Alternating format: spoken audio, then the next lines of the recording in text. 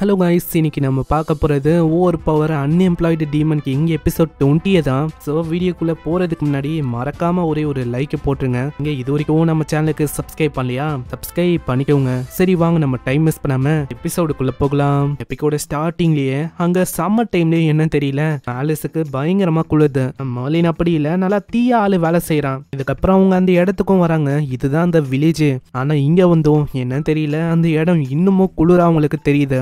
தெரிஞ்சு இது எல்லாத்துக்குமே காரணம் அந்த மவுண்டன் தான் நினைக்கிறேன். இந்த டிராகனோட வேலையா தான் இருக்கும்னு நினைக்கிறேன். போனா இன்னும் அந்த டிராகன் இந்த அளவுக்கு ஸ்ட்ராங்கா? எனக்கு தெரிஞ்ச அந்த டிராகன் அந்த அளவுக்கு ஸ்ட்ராங் இல்லைன்னு நினைக்கிறேன். இது இன்னமும் ஸ்ட்ராங்கா இருந்தா நல்லா இருந்திருக்கும். என்ன பண்றது, அது ஒரு வீக்லிங்கா இருக்கு. இப்படி யோசிக்கும் போதே அங்க இன்னொரு பொண்ணோட வாய்ஸ் வருது. அது அந்த லேடியோட வாய்ஸ் தான். அதுதான் அந்த பொண்ணோட உருவத்துல அங்க வந்திருக்கே. நீங்க தானே அது மிஸ் ஆலிஸ், மிஸ்டர் மர்லின்? நான் உங்களுக்காக தான் வெயிட் பண்ணேன். ஏன்னா போன வாட்டி அந்த இன்சிடென்ட்டை சால்வ் பண்ணீங்களே, அதனால உங்க மேல ஒரு நம்பிக்கை வந்தது. ஸோ அதனால தான் உங்களை வர சொன்னனே. கண்டிப்பா இதை சால்வ் பண்ண முடியும்னு நினைக்கிறேன். நான் எதுக்கு உங்களை வர சொன்னா, இந்த இடத்துல ரோசன் டிராகன் எங்கிலிருந்தோ வந்தது. அதனால இந்த வில்லேஜே ஒரு மாதிரி ரொம்ப கஷ்டப்பட்டு இருக்கு. வில்லேஜ் அது உரைய வச்சு ஒரு வழி ஆக்கிச்சு. அதனால நீங்க தான் ஏதாச்சும் பண்ணணுமே. நாங்க அப்படியே சைடா பாக்குறேன், அங்க கீயும் இல்லவே இல்லை. ஆமா என்ன, அவன் கீயை மறைச்சு வச்சிட்டானா என்ன? அங்க மர்லினும் சொல்றான், என்னன்னு தெரியல, உன்னை பார்க்கும் போது ஏதோ எங்கேயோ பார்த்த ஆன்டியோட ஃபீலிங் எனக்கு வருது. ஆமா உனக்கு எவ்வளவு தைரியம் இருக்கும்? அவ ஒரு எங்கான பொண்ணு, அவளை போய் இப்படி சொல்ற? இவனை திரும்பவும் சொல்லட்டும், அவ்வளவுதான். அவனு அங்க இப்பதான் அவன் சொல்றான், இதுக்கு முன்னாடியே உன்னை பார்த்த மாதிரி ஒரு ஃபீலிங்க, அதான் அப்படி சொன்னேன். ஆனா ஏதோ ஒண்ணு நீங்க தான் காப்பாத்தணும். ஏன்னா வில்லேஜ் ரொம்ப கஷ்டப்படுது. டிராகன் எங்கல இருந்தோ வந்தது.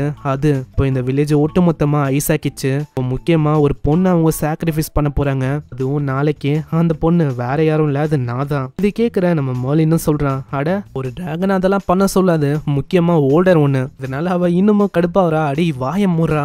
சரிம்மா நீ வந்து சொல்லு. அட நீங்க வாங்க, அப்பாவை மீட் பண்ண வைக்கிறேன். அங்க உள்ள நிறையவே வில்லேஜ் ஆளுங்களும் இருக்காங்க. அவங்களும் ஐஸை தான் உடைக்க பாக்குறாங்க. ஆனா ஐஸை அவங்களால உடைக்கவே முடியல. இதே மாதிரி போச்சுன்னா அவ்வளவுதான், நம்மளால இதை அழிக்கவே முடியாதுன்னு நினைக்கிறேன். இப்படி யோசிக்கும் போதே அங்க ஒரு வாய்ஸ் வருது, அப்பா இந்த மாதிரி நான் வந்துட்டேன், அட்வென்ச்சரர்ஸை நான் கொண்டு வந்திருக்கேன். இவங்களால நம்மளுக்கு உதவி கிடைக்கும். அங்க அட்வென்ச்சரர்ஸ் உங்களுக்கு ஹெல்ப் பண்ணலான்னு வந்திருக்கோம். அப்படியாமா, இந்த மாதிரி நீங்க திரும்பவும் போறது நல்ல விஷயமா இருக்கும். ஆனா உங்களால இங்க எதுவுமே பண்ண முடியாது.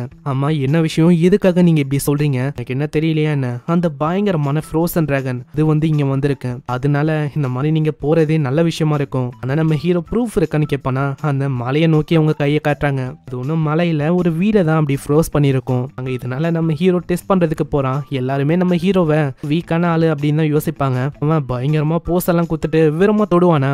நான் நினைச்சதை விட இது அந்த அளவுக்கு சாலிடா இல்ல. ஆமா என்ன இவன் ஜோ காட்டுறானா நம்மளுக்கு இப்படின்னு இவங்க சொல்லுவாங்க. ஆனா அதுக்குள்ள அது தன்னால உடையுது. இதை பார்த்தோன்னே தான் அவங்களுக்கு நம்பிக்கையே வருது.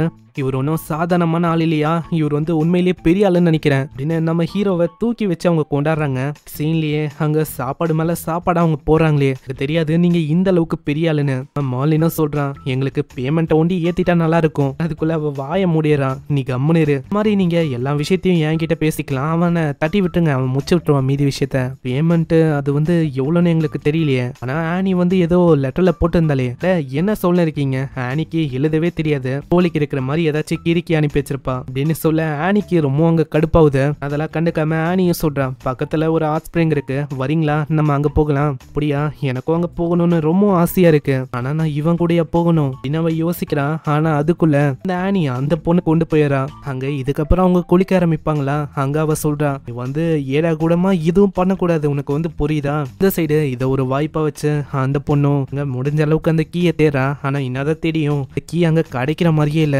அடைச்ச என்னோட வேற ஒரு பிளானை தான் நான் ஆக்டிவேட் பண்ணணும்னு நினைக்கிறேன். இந்த சைடு நம்ம ஆலிஸ் கிட்ட அவன் வருவானா. இதனால மண்டையிலே ஒன்று போடுறான், கிட்ட வராத, எதுவும் நீ பண்ணவும் யோசிக்க கூடாது. அட என்னப்பா நீ லெவலப் ஆகணும் அப்படின்னு சொன்னல, அதுக்கு ஒரு வழி இருக்கு. இந்த டிராகன் இருக்குல்ல, அழைச்சா டிராகனுடைய ஒரு பவர்ஃபுல்லான ஒரு கோர் கிடைக்கும். அதை நீ கன்சியூம் பண்ணிட்டாலே போதும், அதனால உனக்கு பயங்கரமான பவர் கிடைக்கும். அது கூடவே அதோட பாடியில இருக்க அந்த மேஜிக் ஸ்கில் எல்லாமே உனக்கு வரும். அட அப்படிப்பட்ட ஒரு விஷயத்த நீ எனக்கு தருவியா? கண்டிப்பாவா? உண்மையை சொன்னா ஆல்ரெடி நான் மேக்ஸ்ல இருக்கேன். அதனால எனக்கு அந்த மாதிரி விஷயம் தேவையில்லை.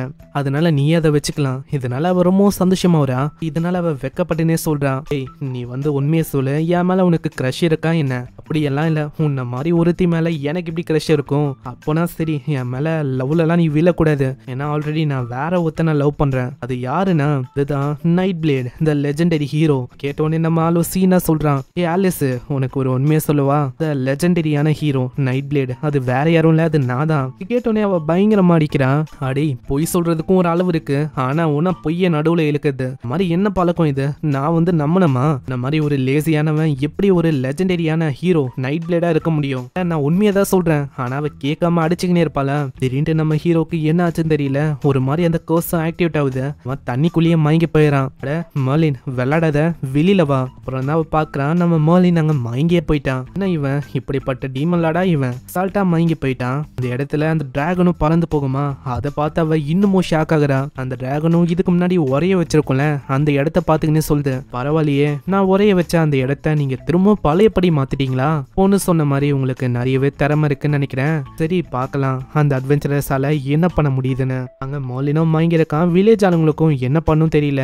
டைம்ல மர்லினுக்கு என்ன ஆச்சு? இப்போ நம்மளுக்கு அவரோட உதவி தேவையாச்சு. அங்க மர்லின் எழுதுக்கிற மாதிரி இல்லையா? அதனால ஆலிஸ் அங்க சொல்றா, இந்தாங்க அவனை பிடிங்க, நான் வந்து இதை பாத்துக்கிறேன்.